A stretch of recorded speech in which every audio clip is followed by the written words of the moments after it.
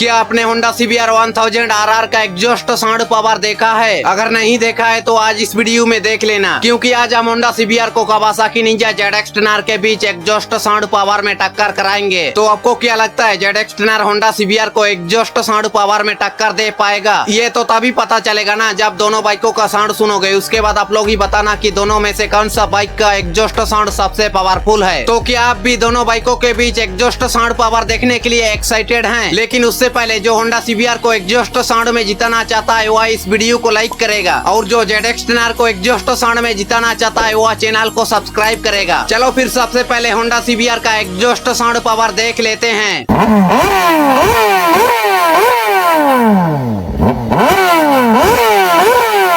चलो अब ZX 10R का भी एग्जॉस्ट साउंड पावर देख ही लेते हैं।